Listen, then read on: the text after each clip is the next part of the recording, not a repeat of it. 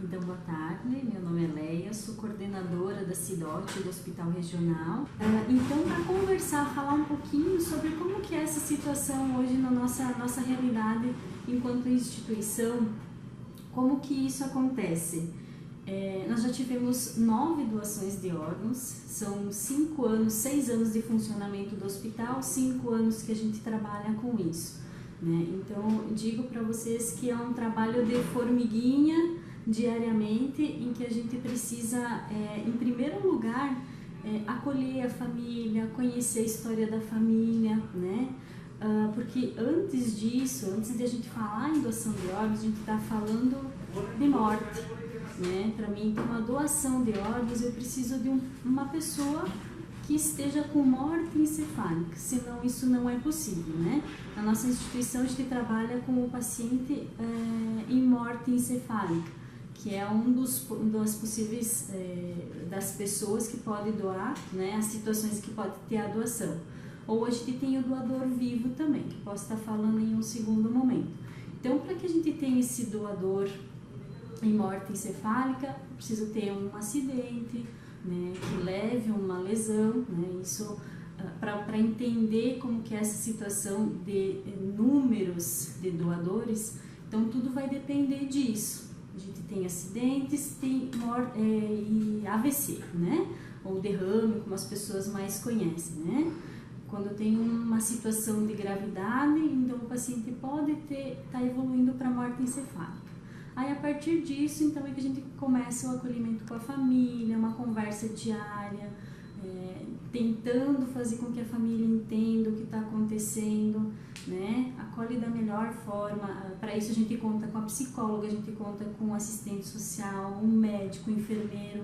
É toda uma equipe que faz esse trabalho, né? Porque só o enfermeiro, só o médico não fazem nada sozinho. E para que a gente chegue para a família e fale que tem essa possibilidade, uma suspeita de morte encefálica, a gente tem todo um processo legal que o paciente passa, né? De diagnóstico até chegar no entendimento de que esse paciente está em morte encefálica, são feitos 2 exames por médico, né? Depois disso, sim, é que existe a possibilidade de ter uma doação de órgãos. Antes disso, não tem como. Precisa que seja muito claro isso, com muita tranquilidade tem que ser colocado isso para a família, para que haja uma compreensão e até uma positiva para uma doação de órgãos, né? E aí, quando a gente fala como são as condições de doação de órgãos no nosso Brasil, a nível estadual, municipal, inclusive, a gente enfrenta alguns mitos, né? Sim, é um momento difícil, porque a gente está falando que o familiar está morto e, ao mesmo tempo, a gente precisa fazer um outro trabalho, de dizer que existe a possibilidade de estar salvando outras vidas, né? Então, são 2 situações totalmente diferentes, né? De vida e de morte, mas é um momento em que a gente precisa fazer. Daí a importância do acolhimento e do entendimento da família. Então, é importante que a gente converse com a nossa família, dizendo para ela qual que é a nossa vontade, se um dia acontecer um grave acidente e uma suspeita de morte encefálica, até uma confirmação.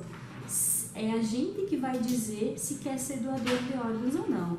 Antigamente a gente colocava isso na identidade, no documento. Hoje a gente não faz mais isso. Então é bem importante falar no momento de conversa com a família, né, no final de semana, enfim, deixar isso muito claro. Eu gostaria sim de ser doador de órgãos. Também queria aproveitar para falar do doador vivo, né? Nós falamos agora sobre o doador morto, que é a nossa realidade na nossa instituição, mas existe a possibilidade do doador vivo também. Porém, a gente precisa ter um preparo muito bacana, assim, bem importante da pessoa que tem esse interesse em estar doando em vida, né? Porque ele vai ter mudanças na vida. As mudanças acontecem com a pessoa que está doando e com quem está recebendo, né? Porque ela vai ter que mudar o seu estilo de vida, lembrando que ela vai ter um órgão. Então, bem importante a gente ter esse preparo de que quer realmente ser um doador em vida, tá? E para finalizar, gostaria de dizer, a gente fala, é tão importante isso. Por que é importante? Porque nós temos uma geração de pessoas doentes, com insuficiência hepática, né? Ou seja, de fígado, insuficiência do rim, cegueiras, por várias doenças que a gente tem aí nesse nosso século, né? E aí tem uma grande deficiência de órgãos, porque por trás disso tem toda uma falta, às vezes, de conhecimento, às vezes os mitos, como eu falei antes. E aí, se a gente tem toda essa informação, a gente passa a entender melhor a necessidade do outro. Eu acho que não tem como expressar de outra forma a não ser dizer um gesto de solidariedade, sem dúvida, é um gesto de amor.